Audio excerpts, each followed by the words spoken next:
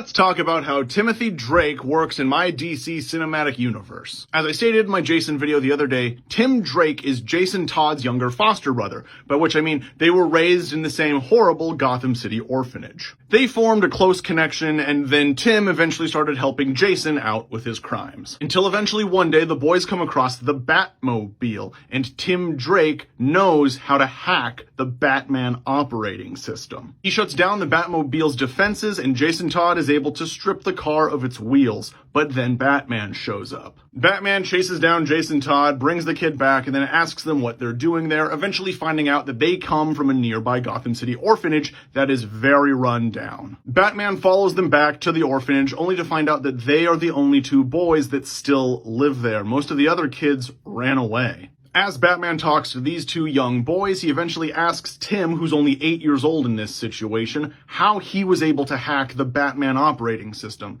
And Tim says it was pretty easy to do once he figured out it was just a modulated Wayne operating system based on the fact that Batman is Bruce Wayne. Now, Jason thinks that his younger foster brother is crazy for thinking that Bruce Wayne, of all people, would be Batman, but Batman is floored by this kid, because the kid got it and won. And then the kid explains his reasoning. You see, Tim Drake's father, Jack Drake, before he was murdered, was a gymnastics coach. And not just any gymnastics coach, the gymnastics coach to the Wayne Private Institute High School. Tim thought that gymnastics was pretty cool because he hung out with his dad every day after school as his dad coached gymnastics. And while there, Tim Drake really observed the people doing it, especially Dick Grayson, the star of the gymnastics team. And a little while later, this kid would see on CCTV Robin, Batman's brand new sidekick who only appeared a couple years ago. And little Tim, who in this point is maybe 6, maybe 7, realizes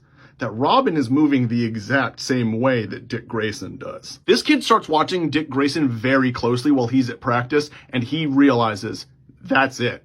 Dick Grayson is Robin, which means Batman is Bruce Wayne. And just like that, that's his quick intro. At 8 years old, he's already a better detective than both of the other Robins. And at the end of the Batman movie, he gets adopted along with Jason Todd, and they move into the Wayne Manor. And now I can't stress this part enough, but in my DC cinematic universe, Batman doesn't let Robins see field work until they can consistently beat him in combat training back in the Batcave. And so my Tim Drake doesn't take the mantle of Robin until after Jason Todd's death. And he takes up the mantle not only to honor his dead brother, but also because Batman needs a Robin.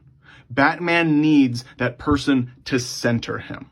He can see that Bruce is going down a very dark place, blaming himself for the death of Jason. But Tim knows better than anyone it was not Bruce's fault that Jason died that night. And that is after 3 Batman movies. So for the majority of my DC cinematic universe, Tim doesn't get a superhero identity because he's 8 to 16. But what he does do is he serves the role as the team's Oracle. And no, he doesn't call himself Oracle. I mean, he's literally just the guy in the chair.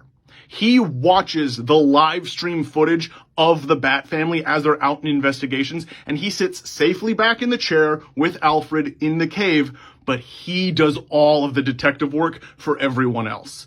He is leagues beyond them. He helps invent their tech. He helps deduce their cases. This guy is the intellect of the team. But don't worry, because he will get some cool combat sequences. In my second Batman movie, the Court of Owls orders a hit on the Wayne Manor, and so an army of Talons descends upon the manor, and everyone there that night, Dick, Alfred, Barbara, Tim, and Jason, all beat up an army of Talons inside Wayne Manor.